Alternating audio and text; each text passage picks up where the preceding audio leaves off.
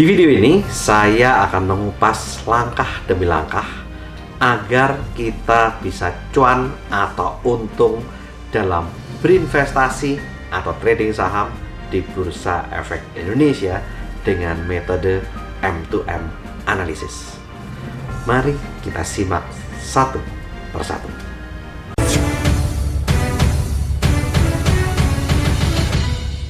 Jurus yang pertama, money management. Gunakan hanya uang dari pos investasi untuk melakukan investasi dan trading saham.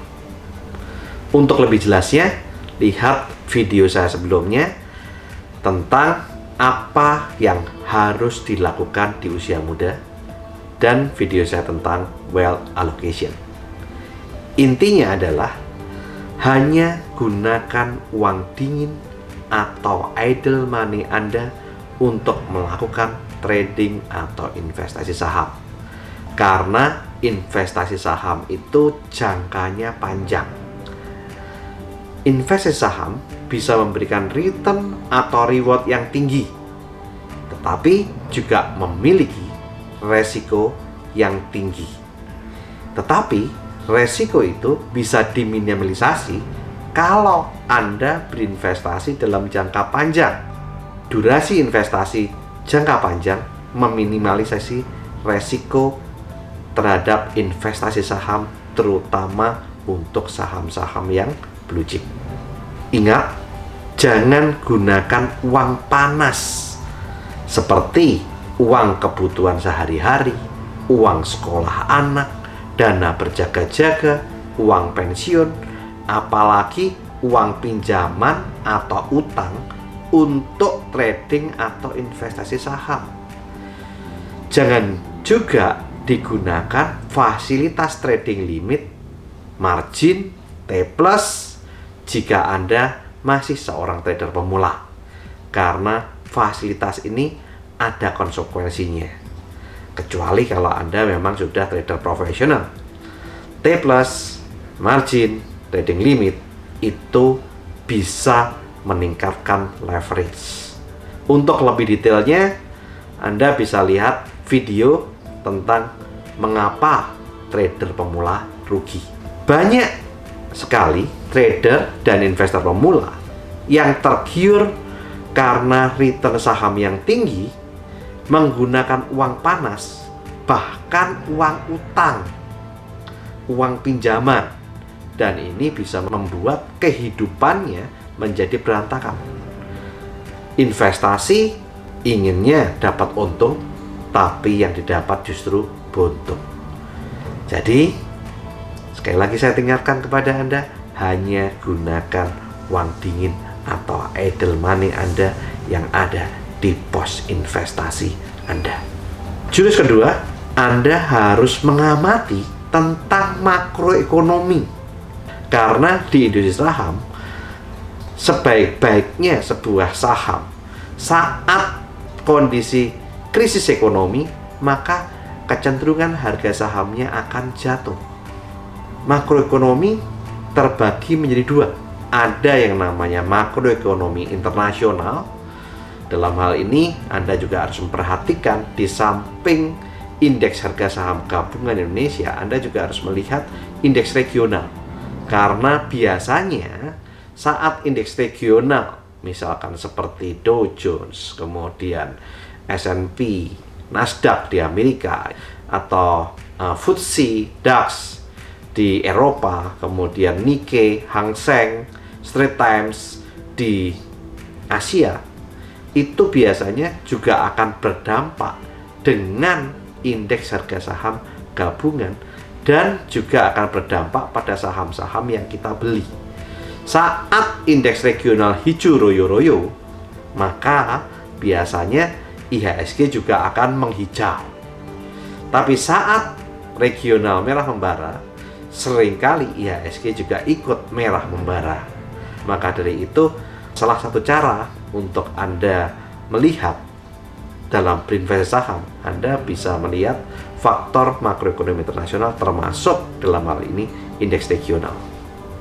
Kemudian data-data di Amerika, data-data di Asia, data-data keuangan ya, ada seperti non-farm payroll, jobless claim, dan lain-lain, itu juga mempengaruhi pergerakan harga indeks regional.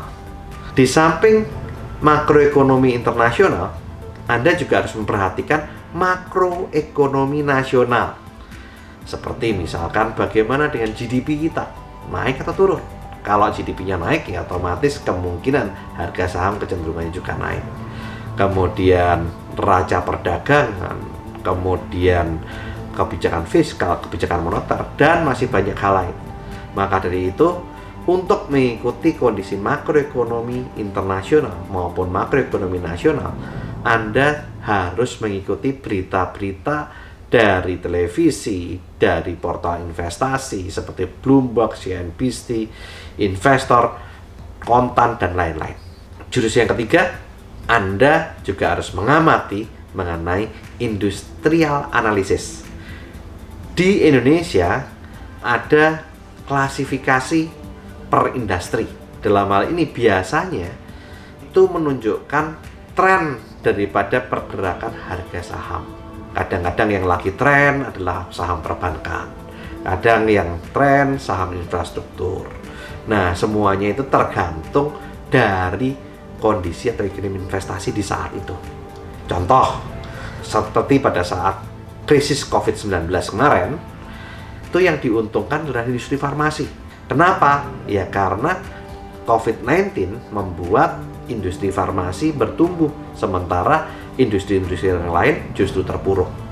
Berikutnya, saat pemerintah melakukan kebijakan dengan memberikan stimulus, maka yang terdampak paling signifikan adalah perbankan.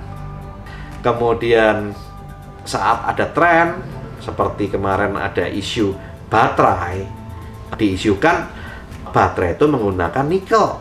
Dalam hal ini, maka Anda bisa membeli saham-saham berbasiskan nikel seperti Antam, kemudian Inco ya, kemudian berdampak juga dengan TINS gitu. Kemudian saat pemerintah memberikan kebijakan tentang Sovereign Wealth Fund atau SWF yang bergerak di sektor infrastruktur. Kemudian kalau misalkan ada kebijakan cukai rokok, nah itu berdampak buruk buat industri rokok gitu ya. Nah, maka dari itu Anda harus memahami mengenai industrinya. Anda harus tahu, Anda harus bisa menganalisa industri yang akan bertumbuh ke depan atau dalam jangka waktu pendek untuk Anda bertransaksi kalau Anda trading, atau jangka panjang kalau Anda sebagai investor, maka Anda harus tahu trennya larinya kemana. Seperti itu. Hal yang berikutnya adalah yang keempat, stock analysis. Jadi Anda menganalisa saham per sahamnya. Nah, untuk menganalisa saham per saham, ada beberapa hal yang harus kita perhatikan. Yang pertama, yaitu watak pemilik perusahaan atau emitennya. Warren Buffett, investor ternama dunia, mengatakan bahwa sebelum Anda membeli sahamnya, lihat watak pemiliknya, etikanya, moralnya, dan lain-lain. Bagaimana cara melihat watak atau pemilik emiten? Untuk saham yang sudah IPO lebih dari 3 tahun, Anda bisa melihat dari track record pertumbuhan sahamnya. Bagaimana pertumbuhan harga sahamnya, bagaimana kinerja perusahaannya, bagaimana laporan keuangan perusahaannya dalam 3 tahun terakhir. Bagaimana kalau perusahaan yang baru IPO? Nah, memang kalau perusahaan yang baru IPO akan lebih sulit. Tapi kalau Anda mau melihat lebih singkat, Anda bisa melihat kalau perusahaan punya terafiliasi, Anda bisa lihat afiliasinya bagaimana. Ya, perusahaan itu pemiliknya kalau sama, biasanya ya watak pemiliknya sama, maka pertumbuhannya sahamnya juga akan sama. Tapi bagaimana kalau emiten yang baru IPO itu adalah emiten yang belum punya grup bisnis yang IPO di pasar modal? Kondisinya lebih sulit melihatnya. Anda bisa melihat pergerakan setelah IPO 3 bulan, 6 bulan, atau 12 bulan. Apakah emiten itu melakukan maintain harga saham, atau setelah IPO sahamnya terbengkalai. Bahkan cukup banyak saham-saham IPO yang kandas di harga 50. Nah, jelas itu Anda sebaiknya hindari. Bagaimana melihat emiten yang memaintain harga saham. Cirinya apa? Yang pertama, likuiditas transaksi sahamnya itu tinggi, sehingga investor bisa masuk ataupun keluar dengan mudah. Kemudian Anda juga bisa melihat daripada bid offer, analisa bid offer. Nanti Anda tunggu videonya juga tentang bid offer ini. Bid offer yang tebal menunjukkan bahwa harga saham itu dimaintain atau dijaga, yang mana memberikan ketenangan buat investor retail. Hal ini penting karena kalau kita beli saham sebuah emiten, kemudian emiten setelah dapat uang dari market, harga sahamnya tidak dimaintain atau ya tidak diurus, terbengkalai, ini membuat kita berubah dari seorang investor atau trader saham jadi nyangkuters. Maka dari itu, perhatikan watak daripada pemiliknya. Pilihlah saham-saham yang watak pemiliknya bagus. Contohnya seperti Grup Jarum, Grup Astra, atau saham-saham BUMN. Hal yang lain dari stock analysis yang perlu Anda perhatikan adalah pilih perusahaan yang punya good corporate governance yang bagus. Perusahaan yang memiliki aturan, praktek, dan proses pengendalian perusahaannya dengan melibatkan penyeimbangan kepentingan antara manajemen di perusahaan, kemudian seperti pemangku perusahaan ya, seperti pemegang saham, manajemen, konsumen, pemasok, pemodal, pemerintah, dan masyarakat atau investor secara transparansi, tepat, dan akurat, baik dalam aspek keuangan, operasional, ataupun aspek-aspek yang lain. Investasilah di perusahaan yang punya GCG yang baik. Hal yang lain lagi, di stock analysis, pilih perusahaan yang sahamnya liquid, sehingga Anda bisa membeli dan menjual dengan mudah. Bagaimana cara memilihnya?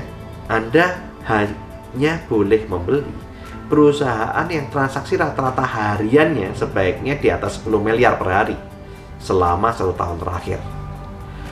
Kemudian bid offernya tebal, menunjukkan ada minat beli dan minat jual dari investor. Dan market kapitalisasi yang besar menunjukkan seberapa besar aset perusahaan. Biasanya para fund manager atau investor yang besar, mereka akan membeli saham-saham yang market kapitalisasinya di atas 1 triliun. Semakin besar market cap-nya, maka semakin bagus untuk kita melakukan investasi. Hal yang lain di stock analysis ini yang sering kali dipakai untuk kita berinvestasi, untuk melihat bagaimana dengan rasio-rasio dari perusahaan tersebut. Saya mengklasifikasi ada 7 hal yang harus Anda ketahui minimal. Apa saja itu? Yang pertama, rasio utang, atau lebih dikenal dengan nama debt to equity ratio. Semakin rendah atau semakin sedikit utangnya, semakin baik. Kemudian ada rasio profitabilitas. Anda bisa melihat return on investment-nya, return on asset-nya, return on equity-nya. Semakin tinggi penghasilan perusahaan, otomatis akan semakin baik, ya. Kemudian Anda juga bisa melihat book value, nilai buku dari perusahaan, semakin besar semakin baik. Kemudian Anda juga bisa melihat PBV atau price to book value, yang mana semakin rendah maka menunjukkan saham itu semakin murah. Kemudian Anda juga bisa melihat EPS atau earning per share, yang mana semakin tinggi pendapatan semakin baik, ya. Kemudian ada PER atau price earning ratio, yang mana semakin rendah price earning ratio maka harga sahamnya semakin murah. Dan dividend yield, yang mana semakin tinggi dividen yang dibagikan, rasionya akan semakin baik. Untuk lebih detailnya, nanti saya akan mengupas di video saya yang berikutnya. Hal yang kelima, yaitu news and rumor analysis. Maka dari itu, ikuti perkembangan berita atau corporate action perusahaan dari portal investasi atau dari televisi atau apapun, ya, yang mana Anda bisa mengetahui berita-berita tentang saham. Dari sini Anda bisa mengetahui ada beberapa metode. Ada metode transaksi yang buy on news, ada yang metode buy on rumor, sell on news, ada yang sell on rumor, buy on news, ada yang sell on news. Tergantung pada saat rumor atau news itu keluar, harganya sedang atau masih di bawah, atau harganya sudah di pucuk. Jadi Anda harus menganalisa mengenai news dan rumor tersebut. Jurus yang keenam adalah technical analysis. Anda juga harus memahami tentang technical analysis. Dalam hal ini, technical analysis menentukan kapan kita membeli saham dan kapan kita menjual saham. Anda harus tahu kenapa Anda beli dan kemana arah harga saham ke depan dengan memahami technical analysis. Technical analysis juga menyiapkan exit plan saat Anda membeli saham, baik saat Anda untung ataupun rugi, agar Anda tahu kapan Anda harus melakukan cut loss, stop loss, atau Anda justru melakukan averaging down atau melakukan averaging up dalam bertransaksi saham. Yang ketujuh yaitu market maker analysis. Dalam hal ini Anda bisa melihat dengan metode foreign flow analysis. Jadi Anda perhatikan bagaimana dengan asing, banyak yang membeli atau banyak yang menjual. Ya, ada juga yang melakukan analisa bid offer, ada juga yang menggunakan news and rumor analysis dan lain-lain. Masing-masing market maker mempunyai metode sendiri-sendiri.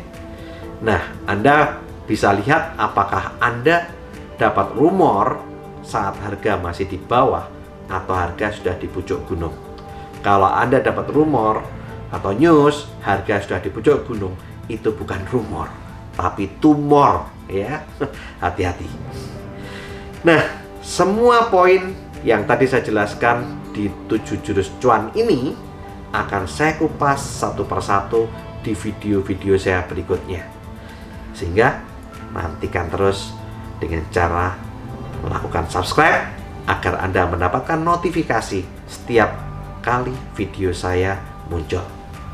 Ingat, lakukan terus saving, investing, protecting agar hidup Anda makin sip. Saya Tony Hermawan Adikarya, sampai jumpa di puncak kemakmuran.